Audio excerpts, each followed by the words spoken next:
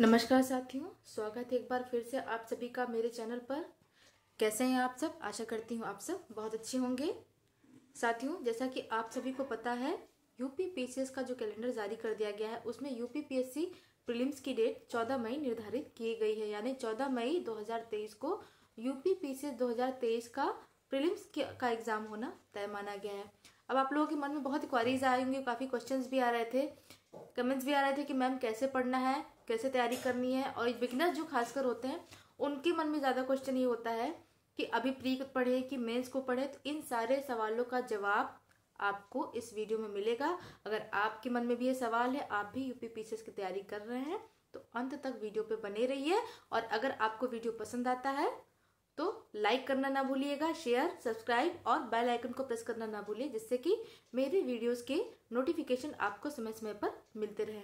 चलिए, ये तो हो गई फॉर्मेलिटी कहेंगे इसको। साथियों, आप लोगों ने यूपी पीसीएस 2023 के कैलेंडर को देखा, 14 मई उसमें डेट थी, ठीक है। आपको मैंने एक वीडियो बना के दिया था यूपी पीसीएस के कंप्लीट बुक लिस्ट के बारे में। अब मन में क्वेरीज आ रही होंगी कि कैसे पढ़ना है, प्री भी पढ़े कि मेंस पढ़े, कैसे क्या पढ़ना है या क्या नहीं पढ़ना है। तो बहुत से सवाल आपके मन में आ रहे होंगे। देखिए दोस्तों, सबसे पहले तो मैं आपसे बताऊंगी कि इस एग्जाम में, जैसा कि आप सभी को पता है, 150 क्वेश्चंस आते हैं 200 नंबर के। आपका टारगेट होना चाहिए 100 क्वेश्चन। 100 क्वेश्चन से ज्यादा कभी कट ऑफ नहीं जाने वाली, क्योंकि जैसा कि आप सभी को पता ही है माइनस मार्किंग इस एग्जाम में है। तो माइनस मार्किंग है तो 100 आफ्टर नेगेटिव में बता रही हूं कि आपको 100 आपके क्वेश्चन अगर आपके बन रहे हैं तो आप सेफ जोन में हैं। क्योंकि देखिए, आप जनरल कैटेगरी की सबसे पहले बात करें, अगर जनरल के बाद आप ओबीसी, एससी, एसटी कैटेगरी, महिला अभ्यर्थी है, दिव्यांगजन है या भूतपूर्व सैनिक है, तो आप लोग की कट ऑफ उनसे कम ही जाएगी। सबसे ऊपर जन, तो मैं जनरल को ही बेस लेके चलती हूँ कि आप उसी को लेके चलिए तो आपका स्कोर सेफ रहेगा। 100 का स्कोर लेके चलिए। अब बात आती कि पढ़ाई क्या करनी है। देखिए, सबसे पहले सेक्शन आता है करंट अफेयर्स का। तो करंट अफेयर्स पढ़ने के लिए सब लोग बहुत परेशान हो रहे होंगे, बहुत पढ़ाई करनी है, बहुत पढ़ाई करनी है, 1 साल का पढ़ना। तो देखिए, अभी इतनी परेशान होने की कोई जरूरत नहीं है। 5 मेजर सेक्शन है, अगर आप इनको कवर कर लेते हैं, जो कि ट्रेडिशनल होते हैं, आपको मेंस में भी हेल्पफुल होते हैं, आप पहले उनको तैयार करिए, ठीक है। आप उनको तैयार करिए ताकि अगर आपको मेंस देना हुआ तो मेंस में आपके ऊपर ज्यादा बर्डन नहीं रहेगा। ये 5 सेक्शन है। पहला है करंट अफेयर, दूसरा है ज्योग्राफी, तीसरा है साइंस, चौथा है पॉलिटी और 5वां है हिस्ट्री। अगर इन 5 सेक्शंस को आप देखें तो इनको कवर करने के बाद आपके 100 से 110 क्वेश्चन यहीं से फंस जाते हैं। आपको स्कोर कितना करना है? 100 क्वेश्चन नहीं जाता, अंडर 90 या 90 प्लस ही होता है, 100 प्लस नहीं जाता है। लेकिन अगर आप अपने आप को 100 के स्कोर मान के चलिए कि आपको 100 क्वेश्चन करने हैं, तो आप सेफ जोन में रहेंगे। तो आप कुछ मत करिए, सबसे पहले कम रिसोर्सेज रखिए। जितना मैंने आपको बताया है पिछले वीडियोस में, उतनी पढ़ाई करिए। और दूसरी बात, अब ये सोचने में टाइम वेस्ट मत करिए कि ऑप्शनल हटेगा, ऑप्शनल नहीं रहेगा, ये पढ़ना है, वो पढ़ना है। देखिए, यूट्यूब पे ऐसे चैनल्स की भरमार है, ठीक है, जो आपको कहेंगे, आपको उनका भी सजेशन सही लगेगा, आपको उनका भी सजेशन सही लगेगा। देखिए, इतना समय नहीं है। सबसे पहले आप क्या करिए, आप जब सुबह उठते हैं पढ़ने के लिए, सबसे पहले आप जो अपने दिन की शुरुआत जो करते हैं, चाहे 5 बजे से करते हो, चाहे 6 बजे से करते हो, चाहे 7 बजे से करते हो, 1 से 1.5 घंटा आप रिवीजन से स्टार्ट करिए। नहीं कि सुबह उठते ही पेपर पढ़ने लगे। देखिए, सुबह थोड़ा सा दिमाग सुस्त होता है, तो पहले क्या करना है, आपको पूरी ऊर्जा के साथ पढ़ना रहता है। तो आप पहले क्या करिए, आपने जो कल पढ़ा है या लास्ट वीक पढ़ा है, आपने बुक्स पढ़ी है, उसमें अंडरलाइन किया है, आप पहले उसको पढ़ना स्टार्ट करिए, वहां से अपनी शुरुआत करिए। आप पहले अपना एक टारगेट सेट कर लीजिए कि आपका जो ये ट्रेडिशनल बुक्स हैं, आपको इन सब को कवर करना है फरवरी के एंड तक या 1 मार्च तक। जैसे कि आपको पॉलिटी के लिए लक्ष्मीकांत पढ़नी, मैंने आपको बता रखा है, लक्ष्मीकांत पढ़िए। आपको अपनी नोट्स बनानी है तो बनाइए, लेकिन एक टारगेट सेट कर लीजिए और अपना जी जान लगा दीजिए कि आपको इतने समय में इतना सब कुछ अचीव करना है, ठीक है। अभी मैं यहाँ सिर्फ और सिर्फ बुक्स के बारे में बात कर रही हूँ। अभी आपको तुरंत घटना चक्र पर नहीं जाना। अगर आप बिगिनर हैं या आपने 2-3 बार मेंस भी दिया है, मैं सबके लिए यहाँ बात कर रही हूँ। अपनी बुक्स जिन्होंने मेंस दे लिया है, जिनकी तैयारी पहले से चल रही है, वो बुक को रिवाइज करें, और जो बिगिनर्स हैं वो बुक को पढ़ें। आप फरवरी तक का अपना टारगेट सेट कर लीजिए कि आपको फरवरी के एंड तक ये जो 5 ट्रेडिशनल बुक्स हैं इनको खत्म करना है। पॉलिटी में आपको लक्ष्मीकांत, ठीक है, आप उसको पढ़िए एक एक लाइन वाइज और समझ के पढ़िए, सिर्फ रट्टा मार के नहीं कि पूरी किताब खत्म कर ली और समझ में कुछ नहीं आया। समझ करिए, पहले बुक्स की अंडरस्टैंडिंग होना बहुत जरूरी है। नहीं समझ में आता तो वाईटी की हेल्प आप ले सकते हैं। बहुत से अच्छे एजुकेटर्स हैं, अच्छे अच्छे यूट्यूब चैनल्स हैं जिन्होंने बकायदा एक एक लाइन वाइज लक्ष्मीकांत की बुक को एक्सप्लेन कर रखा है। अगर आप पहले से तैयारी कर रहे हैं तो कोई बात नहीं, रिवाइज करिए, ठीक है। ये बात हो गई लक्ष्मीकांत की। कुछ लोग गलतियां करते हैं कि लक्ष्मीकांत की बुक है, पॉलिटी पढ़नी है तो लक्ष्मीकांत भी ले आएंगे, परीक्षा वाणी भी ले आएंगे, अदर कोई पब्लिकेशन हुआ उसको भी ले आएंगे, या फिर डीडी बसु ले आएंगे, सुभाष कश्यप ले आएंगे, तो इतनी सारी भरमार कर लेते हैं कि वो कंफ्यूज हो जाते हैं कि उनको कहाँ से पढ़ना है, कहाँ। देखिए, लक्ष्मीकांत बेस्ट है पॉलिटी के लिए, ठीक है। आप इसको अच्छे से समझ लिए और 10 रिसोर्सेज के पीछे मत भागिए। आप मिनिमम रिसोर्सेज रखिए और मल्टीपल रिवीजन करिए। रिवीजन पे ज्यादा से ज्यादा आपको ध्यान देना। हाँ, आपको लगता है किसी कोचिंग का मटेरियल अच्छा है, जैसे कि आपने सुप्रीम कोर्ट के बारे में पढ़ लिया, मैं आपको उदाहरण दे रही हूँ, सुप्रीम कोर्ट के बारे में आपने पढ़ लिया लक्ष्मीकांत में, आप किसी कोचिंग की नोट्स उठाते हैं, आपको लगता है उसमें और अच्छे से ब्रीफली समझाया गया हुआ है, तो अगर आप एक A4 साइज का पेपर लीजिए, जो आपको लग रहा है कि थोड़ी अलग से जानकारी है, उसको लिख के जो वाला चैप्टर है सुप्रीम कोर्ट वाला उसके पास चस्पा दीजिए या लगा दीजिए, ताकि आप जब पढ़ेंगे, आप रिवाइज करेंगे तो आपको दिखेगा, आपको समझ में आएगा। आपको फरवरी के एंड तक अपना टारगेट सेट कर लीजिए कि मुझे पॉलिटी खत्म करनी है।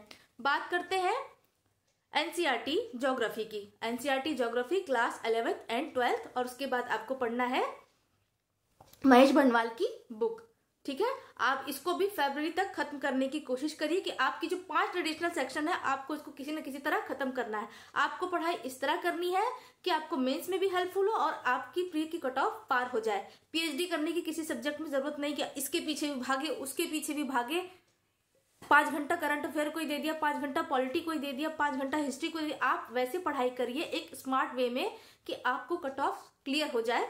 बस ये 5 जो ट्रेडिशनल टॉपिक है, आप देखेंगे कि इसको ये मेंस में भी आपको आता है, तो इससे आपको मेंस में बर्डन कम पड़ेगा, आपको काफी हेल्पफुल रहेगा। आप जब प्री क्लियर कर लेते हैं तो प्री देने के बाद जो जैसे कि आईआर वाला सेक्शन बचा, इंटरनेशनल रिलेशन वाला सेक्शन बचा, ऑप्शनल वाला सेक्शन पड़ा, तो आपको उसके बाद इन सेक्शंस पे ज्यादा वर्क करने की जरूरत नहीं रहेगी, लेकिन आपकी अंडरस्टैंडिंग इसमें होनी चाहिए। पॉलिटी खत्म कर लीजिए, ज्योग्राफी खत्म कर लीजिए। तीसरी बुक आती है साइंस की। साइंस में आपको ल्यूसेंट पढ़ना है और कहीं नहीं भागना है, क्योंकि यूपी पीसीएस में कॉन्सेप्ट बेस्ड जो क्वेश्चन होते हैं वो कम आते हैं, फैक्चुअल क्वेश्चन ज्यादा आते हैं। जो कॉन्सेप्ट बेस्ड भी अगर आप विश्लेषण करके देखें 2 से 3 सालों का, तो 2-3 सालों के क्वेश्चन को मिलाकर वो जो मल्टीपल ऑप्शन वाले क्वेश्चन होते हैं वो ऐसे दिए जाते हैं, ठीक है।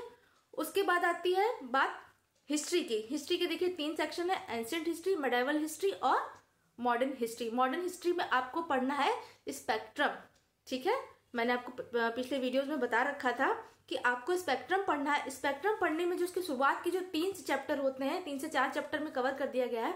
1857 की क्रांति से लेके 1947 तक आपको ये बहुत अच्छे से तैयार करना है। इस पे ज्यादा वर्क करिए। मैं ये नहीं कह रही कि और सेगमेंट छोड़ दीजिए, लेकिन अब बात यहाँ यूपी पीसीएस की जा रही है, तो आप इसको पढ़ लीजिए, ठीक है। इसको ज्यादा रिवाइज, क्योंकि ज्यादातर क्वेश्चन यही पुटअप होते हैं। और जो एंशिएंट हिस्ट्री, मेडिवल हिस्ट्री में एकदम आप घुस जा रहे हैं, पूरा समय उसी को दे दे रहे हैं, तो वो जो आपका टाइम बचता है आप उसको साइंस में लगा दीजिए, क्योंकि साइंस का भी अच्छा खासा महत्व है। 15 से 20 क्वेश्चन आते हैं। अगर आपको नहीं पता है तो घटना चक्र PYQ लेकर आइए, आपको पिछले ईयर के क्वेश्चन देख के समझ में आ जाएगा किस सेक्शन से कितने क्वेश्चन पूछे जा रहे हैं, आप वो पढ़िए, ठीक है। अपनी एनर्जी सही जगह और सही दिशा में लगानी है, क्योंकि देखिए मेहनत करना, एक मेहनत एक घोड़ा भी करता है, एक मेहनत एक बैल भी करता है।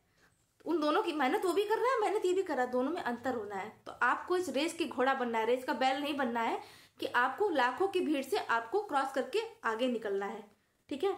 बात हो गई ज्योग्राफी की, साइंस की, हिस्ट्री की। करंट अफेयर्स की बात कर ले तो आपको तैयार करना है पिछले 1 साल का करंट अफेयर। अभी बहुत ज्यादा परेशान होने की जरूरत नहीं है, मैंने आपसे बोल रखा था। संसद टीवी का जो टॉप न्यूज सुबह के टाइम आता है और रात के टाइम की न्यूज आती है।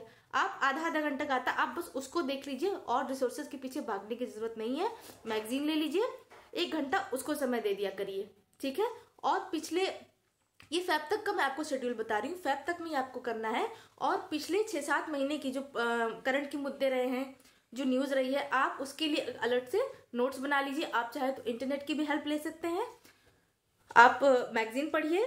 जैसे कि आपको रूस यूक्रेन का जो युद्ध चल रहा है उसके बारे में, ठीक है, एक A4 साइज पेपर लीजिए, उस पर लिखिए वैश्विक स्तर पर इसका क्या प्रभाव होगा, भारत पर क्या प्रभाव होगा, इजराइल के बारे में और यूक्रेन के बारे में, किस देशों से कितनी सीमाएं साझा करते हैं, क्या कैसे है। तो ये देखिए आपको मेंस में बहुत हेल्पफुल होगा। तो आप ये जो 2-2.5 महीने, इनमें करंट अफेयर के कुछ 60, 70 या 80 मुद्दे ऐसे छोटे छोटे करके पॉइंट वाइज लिख लीजिए, क्योंकि फैक्चुअल क्वेश्चन ज्यादा आते हैं, कॉन्सेप्ट बेस बहुत कम आता है। तो प्री में भी हेल्पफुल होगा और मेंस में हो जाएगा।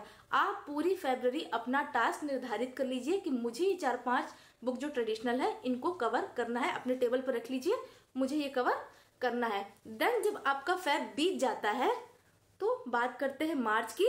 अब मार्च में आइए, इसके बाद आपको घटना चक्र पूर्वावलोकन की जरूरत है।